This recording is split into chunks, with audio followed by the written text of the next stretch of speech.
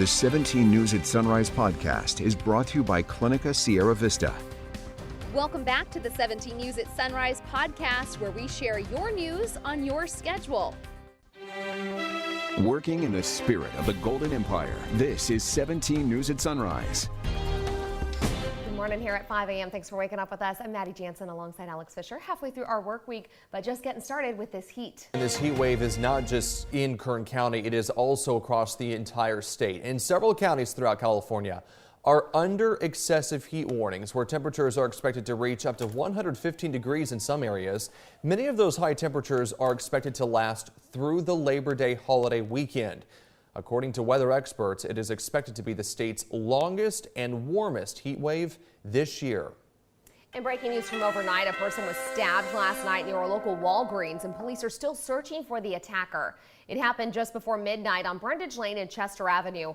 Police on scene didn't give us much information, but they did say that no arrests had been made, and they did not have a description of the person who stabbed that victim for us either. The parking lot at Walgreens and Panda Express plazas were taped off, along with another across the street. No word yet this morning on the condition of the victim.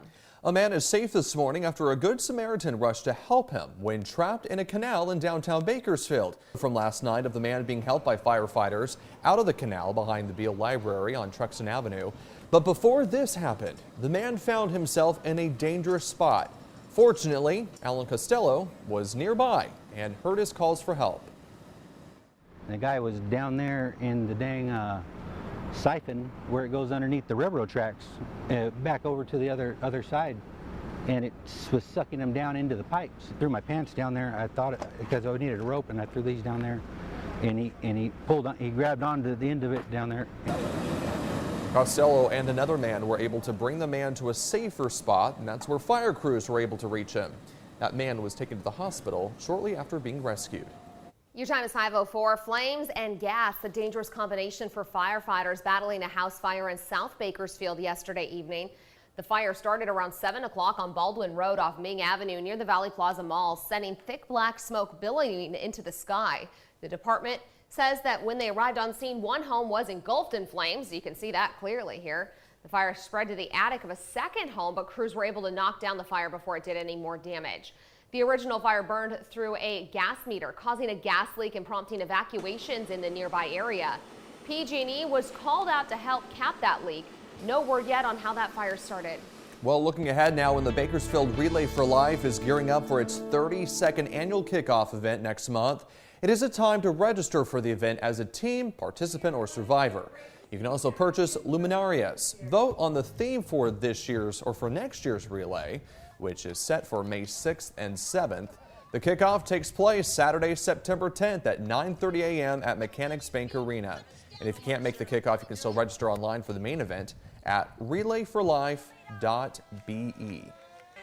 Now an update on our budget here in Kern County. Supervisors heard the details of their $3.6 billion budget yesterday, unanimously approving the new spending plan that will fund the county for the next fiscal year. The sheriff's office will get $271 million, some of which will go toward recruiting and retaining employees, as well as housing stipends for deputies assigned to areas that are traditionally difficult to fill. When it comes to animal services, spay and neuter programs specifically will see a boost in funds. The county also laid out how federal money from the American Rescue Plan will be used. Kern will allocate about $15 million to address mental health and substance abuse with outreach, intervention, and housing.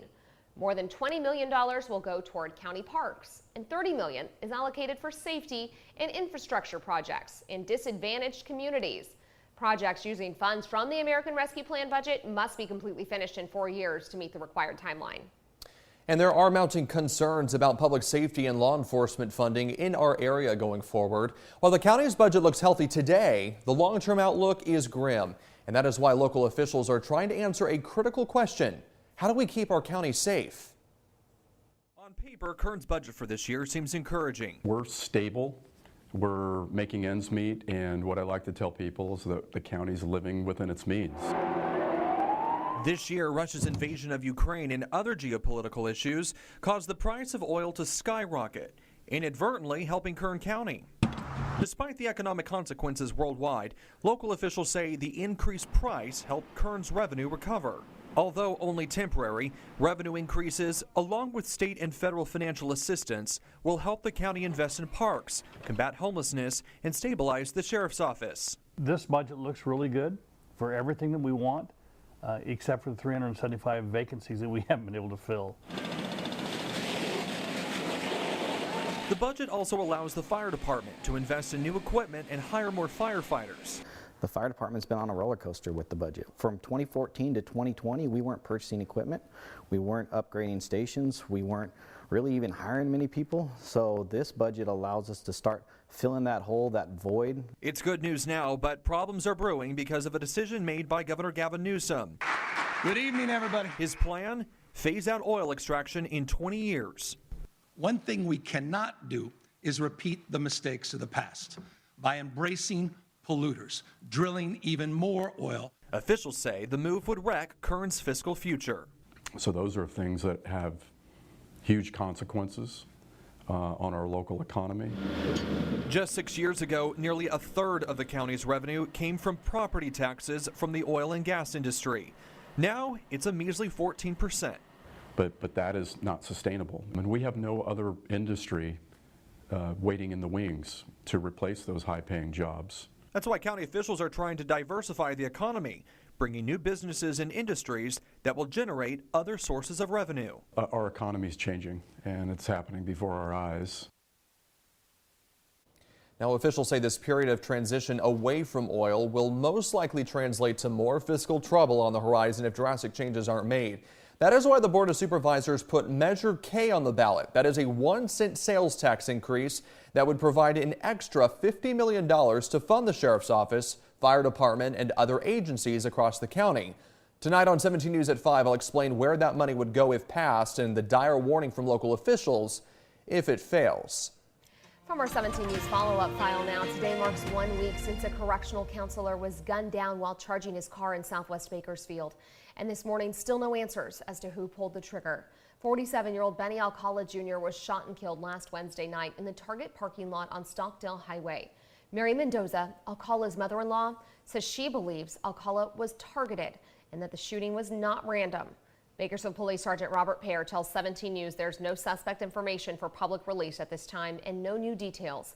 If you know anything about this case, you're urged to call BPD at 327-7111. Exciting developments this morning as work continues on the Kern County World War II Veterans Memorial, and an important deadline happening today. Construction of the site for that memorial is well underway at Bakersfield's Jastrow Park. Now, the memorial won't be completed by Veterans Day. That was the original target date. But the fundraising drive will continue. Today is the last day you can sign up to have the name of a beloved World War II veteran engraved on the memorial, which looks like you just saw it right there. The memorial will be a lasting tribute to all military veterans who served our country in World War II, both here at home and abroad, and not just veterans who were in combat overseas. We are the only memorial that we know of that is honoring all of the efforts done here in Kern County. It is huge what our veterans did abroad, but we're also honoring those here locally. And that's something that's a first to us. And so it's really big that everyone know that they were a part in the war. It did take all of us, and it's a big deal to everybody. Wendy Ward says so far they have received sponsorships to engrave the names of more than 450 local World War II veterans on this memorial. If you would like to donate to the Memorial Fund, or if you would like to sponsor a World War II military veteran, just head to our website, kget.com. In state news, a bill supporters say will bring help to unhoused people in California got one step closer to reaching the governor's desk. In a 62-2 vote last night, members of the Assembly approved Senate Bill 1338 to permit care courts here in California.